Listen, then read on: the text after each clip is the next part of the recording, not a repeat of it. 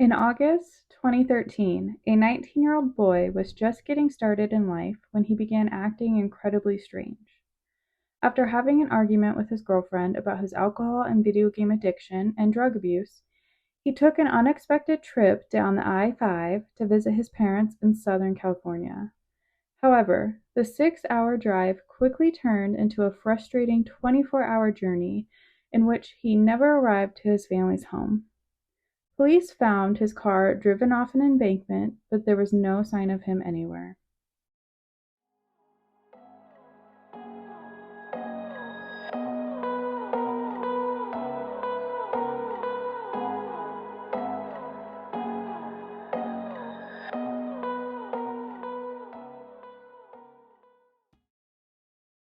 Welcome to Without a Trace. I'm your host, Jalyn. Every file holds a mystery. Every story deserves to be heard. This is Bryce Laspisa's story. Bryce is an only child who was born on April 30th, 1994, to Karen and Michael Laspisa in Springfield, Illinois. His family is tight-knit, and Karen and Michael were very present in Bryce's life. Bryce had an easy and charming manner about him, which makes it easy for him to make friends. In 2012, Bryce graduated from Naperville Central High School just outside of Chicago. At this time, Karen and Michael were newly retired and decided to move across the country to California, where they settled in Orange County. Bryce soon moved to Roseville, just 90 miles past Sacramento, to begin his freshman year studying graphic and industrial design at Sierra College. Bryce's first year went smoothly. He had good grades, he had formed a close friendship with his roommate Sean, and he had began dating a classmate, Kim. It was during the first few weeks of his sophomore year that things started to break down. During summer break, Bryce made frequent mention of his friends and girlfriend, and it was evident to Karen and Michael that Bryce was eager to go back to school. Bryce returned to school 2 weeks before classes began. Sean and Kim had started to notice subtle changes in Bryce's behavior. He seemed more withdrawn, erratic, and depressed. On August 28, 2013, Karen's phone rang with an unexpected call. Sean was calling her to tell her that he was worried about Bryce. Bryce had begun drinking hard liquor daily, and he was drinking as much as 2/5 in a single weekend. He also admitted to taking Vyvanse, an amphetamine used to treat ADHD, a condition which Bryce didn't have. Bryce's Vyvanse use became alarmingly frequent during the first 2 weeks of school. Bryce had sent Sean an unusually heartfelt message saying, quote, "I love you, bro. Seriously. You are the best person I've ever met. You saved my soul." Bryce then gifted Sean his Xbox and a pair of diamond earrings given to him by his mother. Bryce had also texted Kim on August 27th to break things off, saying that she was better off without him. The next day, on August 28th, he drove to her home to officially end things. Kim was concerned enough about Bryce's behavior and state of mind that she took the keys to his 2003 Toyota Highlander, believing that he was in no condition to drive. In response to this, Bryce called his mother and explained the situation. Alarmed, his mom offered to fly up to check on Bryce, but he declined, saying that she should not book a flight until they have talked, because he had a lot to talk to her about. Karen then talked to Kim and talked her into giving Bryce his keys back so he could get home. Kim reluctantly gave over the keys, and Bryce left Kim's apartment at 11:30 that evening. Around 1 a.m. on August 29th, Bryce called his mom once more. Karen missed this call, but when she woke up, she assumed Bryce was calling from his apartment. Phone records later showed Bryce was calling from a location about an hour's drive south of Rockland. Around 11 a.m., Karen and Michael were notified that their insurance's roadside assistance service had been used for gas in a small town called Buttonwillow. Confused, Karen called Bryce, who didn't answer. Karen then called Sean, Bryce's roommate, who confirmed that Bryce didn't return home the night before. Karen resorted to reaching out to the servicer listed on their insurance, Castro Tire and Truck. A man named Christian, the owner of Castro Tire and Truck, reported he delivered 3 gallons of gas to Bryce after he ran out of fuel around 9 a.m. Christian offered to return to the spot where he had seen Bryce, which Karen graciously accepted. Surprisingly, Christian discovered Bryce hadn't moved in hours. Christian told Bryce his parents were worried and called them to let them know of their son's location. Bryce agreed to make the 3-hour drive home, and Christian watched as Bryce drove off around 3 p.m. Hours passed, and Karen and Michael still hadn't heard from Bryce, so they reluctantly filed a missing persons report. In an attempt to find him, police tracked his cell phone to a location just miles away from Buttonwillow. In the 9 hours that had passed, Bryce had only moved about 8 miles. When the officers made contact with Bryce around 9 p.m., he told them that he was fine and allowed them to search his car. The officers reported that he seemed lucid and friendly, and he showed no signs of intoxication, nor were any drugs or alcohol found in his vehicle. Officers told Bryce that his parents were worried about him and encouraged him to call them. Bryce seemed hesitant to make this call, but he was eventually persuaded and he spoke with his mom. He explained to her that he was repacking his car from it being searched, but that he would head home. That night, worried that Bryce still hadn't shown up, Karen called Christian a second time. He offered to look for Bryce again and to report back to Karen. Christian found Bryce right where police officers had left him.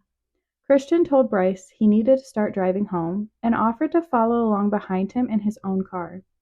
Bryce agreed, and Christian followed him for 10 miles before pulling over to let Karen know that her son was now on Interstate 5 and headed their way. Karen attempted to call Bryce around 12:30 a.m. as the date ticked over to the 30th of August, though he did not pick up.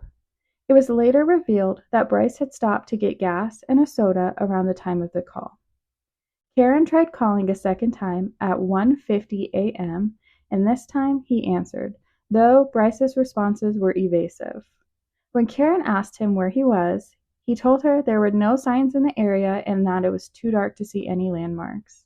He refused to give any clues to his precise location, but he did share that his GPS estimated he would arrive home at 3:25 a.m.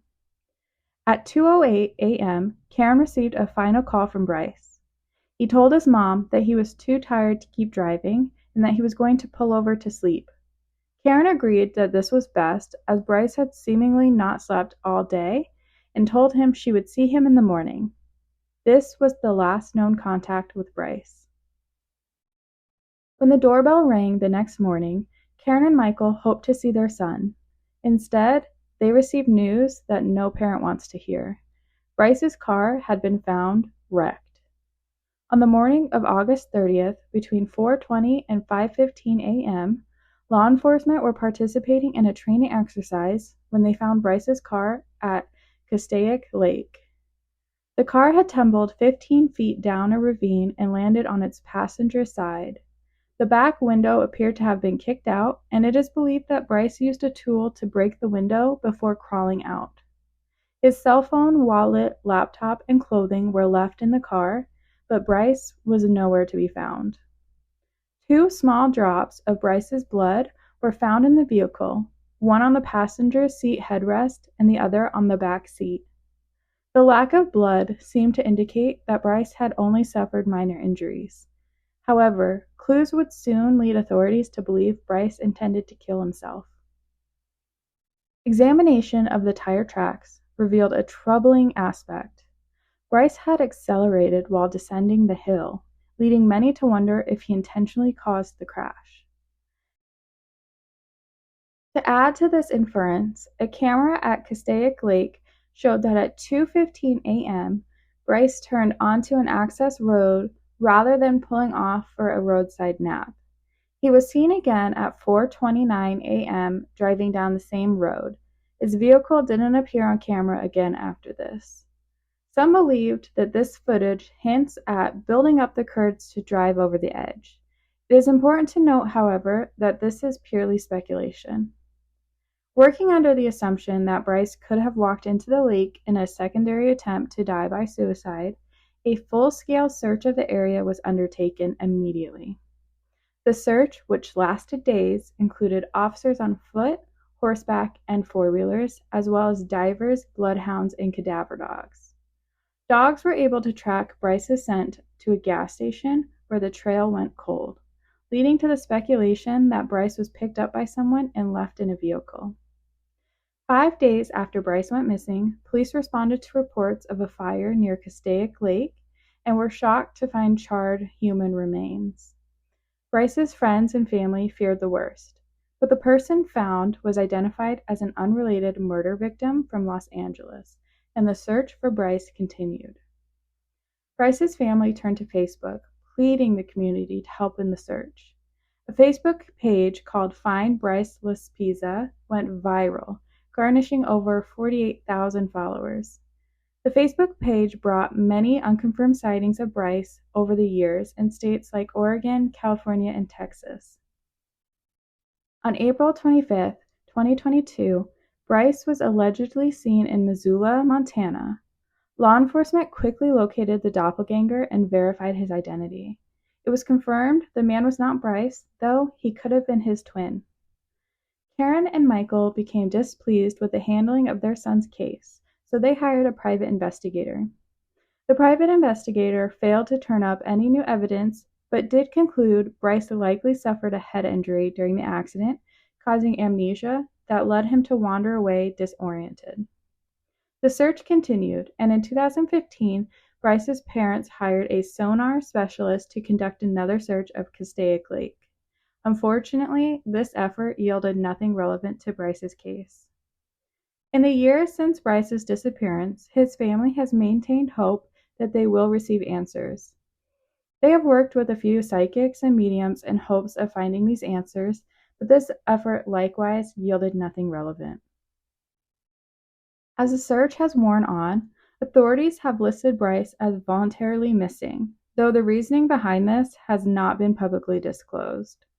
Bryce stands at 5 feet 10 inches tall and has red hair and blue eyes. He has a tattoo on his left shoulder of a Taurus bull and Roman numerals. Anyone with any information from 2013 or sooner that could help investigators locate Bryce can call the Los Angeles County Sheriff's Department at 323-890-5500. There are quite a few theories with this case, but feel free to discuss other theories in the comments.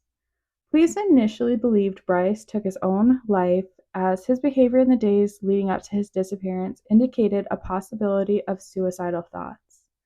This theory makes sense considering Bryce drove directly at the embankment and accelerated as he did so.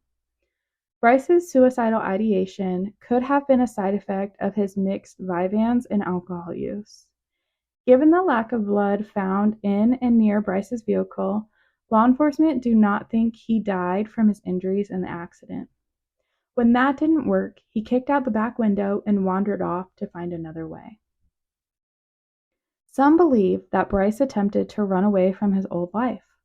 The fact that Bryce left behind his phone and wallet could be an indicator that he wanted a new life, either under an assumed identity or off the grid. Bryce's parents have never entertained this theory, with Karen saying, quote, "He never ran away from home. There was never any problem big enough that would make Bryce literally want to walk away from his life. He loved us too much, and we love him too." Of course, it's possible that Bryce did die on or around the night of August 30th. Some believe that Bryce walked to the gas station where his scent trail ended and garnered the attention of a truck driver who then murdered him. Given that his scent trail ended, the trucker would have then had to take Bryce's body away in a vehicle and dump it elsewhere. Since his disappearance, there has been no activity on Bryce's bank account, credit cards, social security number, or passport, meaning the most likely theories that Bryce had passed away and his remains have yet to be found, or he successfully created a new life and ran away from his old one. So, what do you think happened? Did Bryce successfully attempt suicide, or did he manage to run away from his previous life and start anew?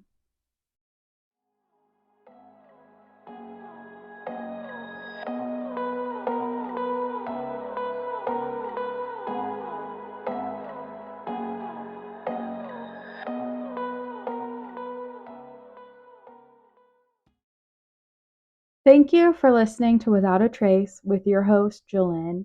I hope you enjoyed our deep dive into Bryce Laspisa's disappearance. If you enjoyed today's podcast, please subscribe and follow us on social media. And be sure to join me next week as I dive into another case.